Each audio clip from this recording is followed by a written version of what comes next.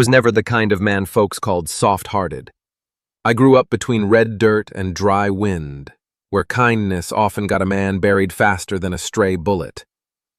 But that afternoon, that moment I followed a trail of blood to the old well behind my barn. That changed everything. My name's Jonas Merrick. I've lived out here near the southern edge of Black Hollow for nearly 40 years, raising cattle, fixing fences, patching the barn roof every time the storms tear it off. It's just me and my sister Clara, ever since our folks were killed in a raid. Yeah, by natives. That was over 2 decades ago. But fear doesn't age. It just settles in your bones like cold in the winter. That day I was leading my horse back when I noticed the stain. Blood, fresh, dark, too red to be from deer or a coyote kill. The kind of blood that said something went bad, real recent. I followed the trail, gun in hand, around the side of the barn right up to the old stone well. And there he was. A young native man, maybe 20, maybe less, collapsed beside the well. His side was soaked in blood. One hand clutched his wound, the other weakly reaching toward the bucket, just out of reach. His lips cracked, chest rising in short, shallow bursts. But his eyes were alert, wide, dark, and locked onto mine.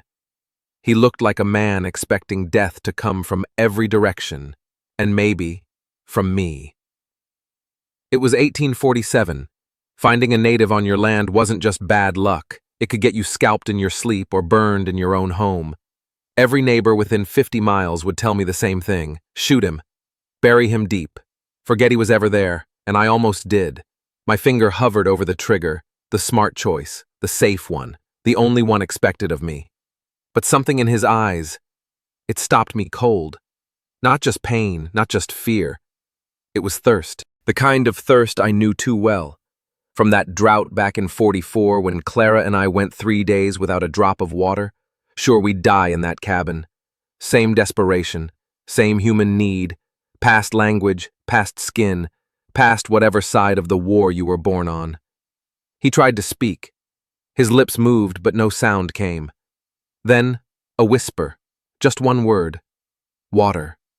I lowered my rifle and pulled the bucket down. Clara's voice startled me. She stood behind me, frozen at the sight of the bleeding man. "Jonas, what are you doing?" she asked. I didn't answer. I just lifted the bucket and helped him drink. She stepped closer.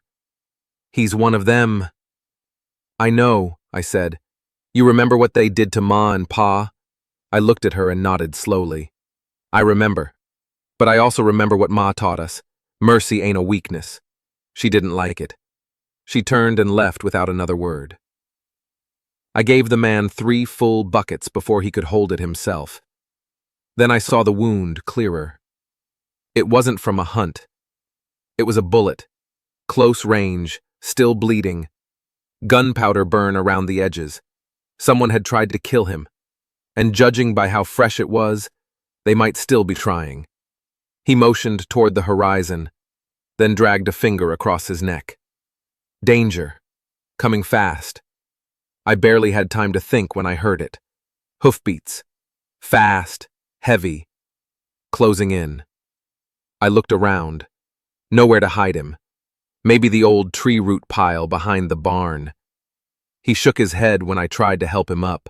Then he smiled. Not thankful, not scared, but the kind of smile that said, "I know exactly who's coming." The riders appeared like thunderclouds over the ridge. 6 men, dust kicking behind them, guns glinting in the evening sun, and leading them, Sheriff Caleb Dunn.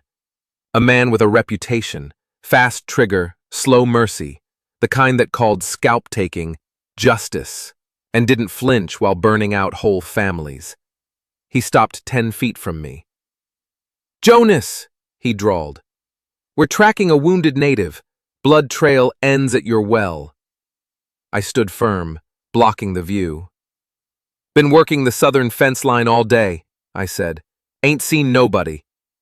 His eyes scanned everything, then landed on the dark stain by my boots. He dismounted slowly, 3 steps forward, hand on his revolver. You know the penalty for harboring a fugitive? His voice turned cold. It's the same as treason. A rope around the neck until dead. Behind me, the native man didn't move, but I could feel his tension rise like heat from a forge. Then he spoke, not in English, in his native tongue, strong, clear, commanding. Dunn stopped, his color drained. One of his men whispered, "Did he just—" Koa, that was his name, looked Dunn dead in the eyes. "Tell him who I am, Sheriff. Tell him why you've chased me halfway across the territory." Dunn's mouth worked like a fish out of water. "Dear God, you're Koa, son of Chief Awanata, the one who negotiated the peace treaty at Fort Benson." The others dismounted, stunned. I felt my heart freeze. Koa nodded. "I didn't kill Colonel Mills," he said. "He was murdered by the same men who sent you." He pulled a bloody letter from his belt. "Written the night before Mills died. It names names, details weapons deals, corruption all the way to the governor's office." Dunn read it, hands shaking. "You expect me to believe this?" "No," Koa said. "I expect you to stop lying to yourself." At that moment, Clara stepped forward. She faced Dunn. "If you kill him now, Sheriff, you won't stop a war. You'll start one." Koa looked at her, truly seeing her for the first time. Dunn's deputies exchanged looks. One of them, young, nervous, said, "Sheriff, remember the rifles that went missing last month? I saw some of them. In settler hands, not native." Dunn snarled, "Enough!" But the crack had started. His men were doubting. Koa took 1 step forward. He raised the letter. "Let me reach the Apache Council tomorrow. Let the truth speak." Dunn looked trapped. His hands twitched at his gun. But then, he backed off. "You've got 1 day. You lie, I'll come for you myself." Koa nodded once.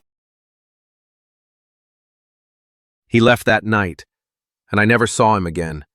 But a week later, rumors spread, the treaty held, the raids stopped, and the name Koa became something whispered in saloons like a ghost story. I still live out here, still fix fences, still draw water from the same well. But now, when I look into that dark stone circle, I remember the moment I didn't pull the trigger, and I thank God for it. What would you have done? If the man at your well was someone they told you to hate, would you offer him water or load your gun? Let me know in the comments.